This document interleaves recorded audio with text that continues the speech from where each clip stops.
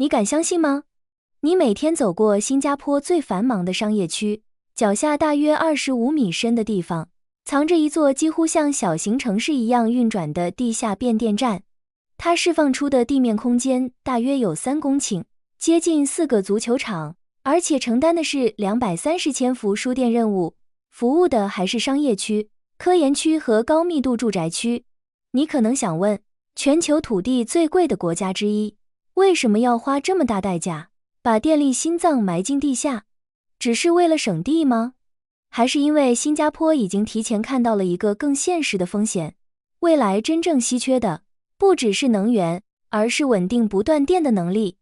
尤其当 AI、数据中心和极端天气同时推高电网压力时，这座拉百多地下变电站其实已经不是普通工程了。AI 时代最关键的资源，表面看是芯片、数据、算力，真正拖住这一切的其实是电。今天各国争夺的已经不只是电价高低，而是谁的电网更稳，谁的关键节点更不容易出事。拉百多地下变电站承担230千伏输电任务，覆盖亚历山大、金文泰、吉巴、巴西班让以及科学园区这些区域。你看这些地方的共同点，很清楚，这里不是单纯居民区，里面有商业活动，有科研机构，有产业园区，也有高密度住宅。也就是说，这里输送的电不只是日常生活用电，更是未来经济活动的底层血液。从国家视角看，这种设施的意义早就超过了基础建设本身，它更像一个能源保险箱。平时你不会注意它，但真正遇到负荷上升或者系统承压的时候，它决定的是一座城市还能不能照常运转。如果把场景放到澳洲、美国、加拿大，很多大型变电站都在地面，因为地够大，铺开就行。但新加坡完全不是这个逻辑，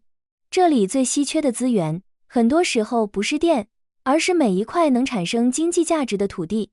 拉百多地下变电站投入使用后，释放出大约3公顷地面空间，规模接近4个足球场，而这块地未来还能支持大约34层的商业开发。这个数字背后，其实就是新加坡最现实的土地账本。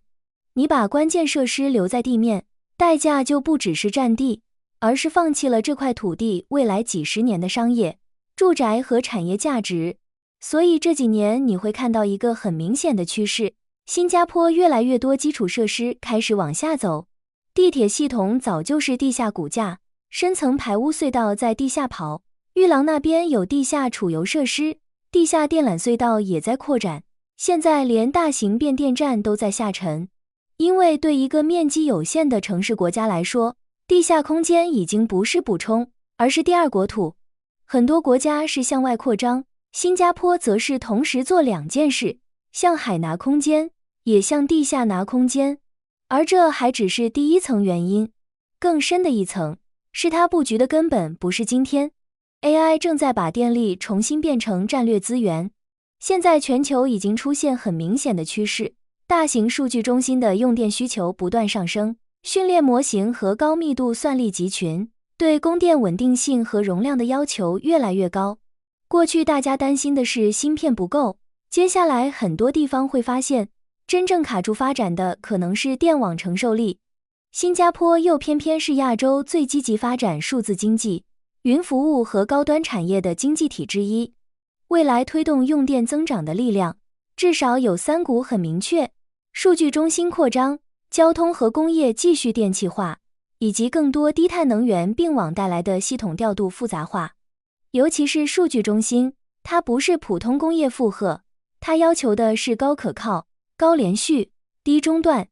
能源市场管理局这些年也一直在强调电力系统的前瞻规划和供电韧性。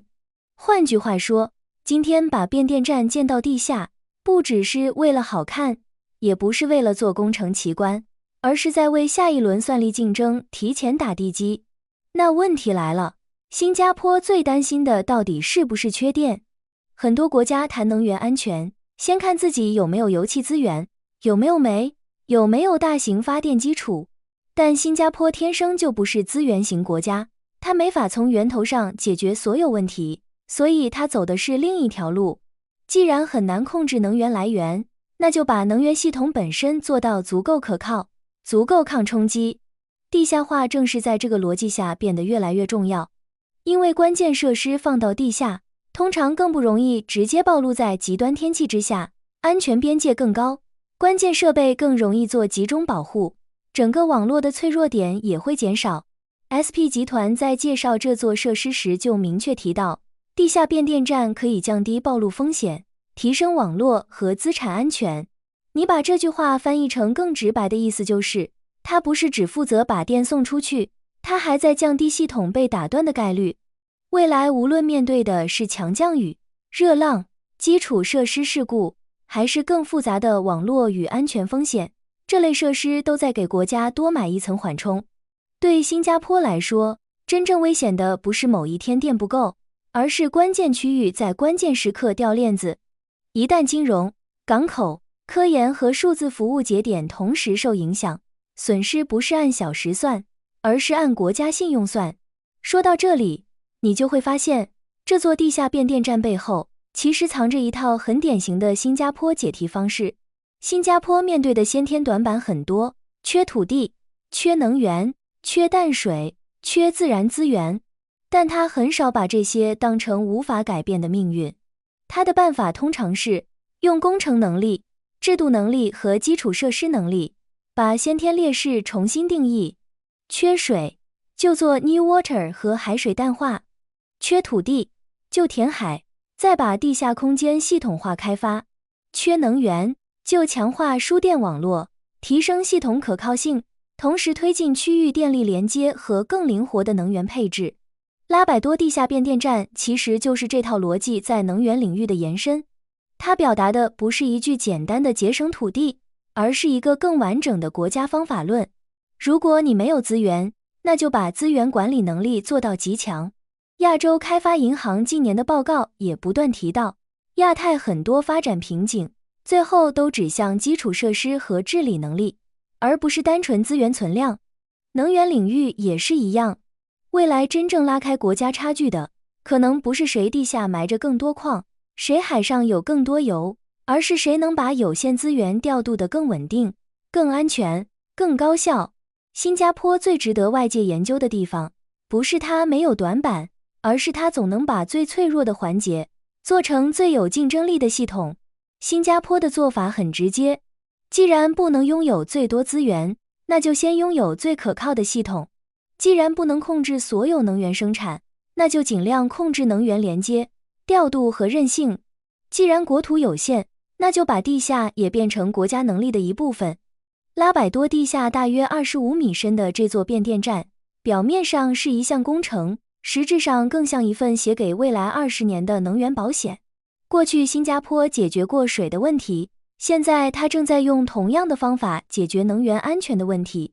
接下来真正值得讨论的是，如果你是新加坡决策者，未来最该优先投的会是哪一个方向？ AI 算力、核能技术、区域电网，还是地下基础设施？把你的判断放在评论区。如果你喜欢这种从新加坡视角拆解国际趋势、国家战略和经济布局的内容，记得点赞、分享、订阅。我们下期视频再见。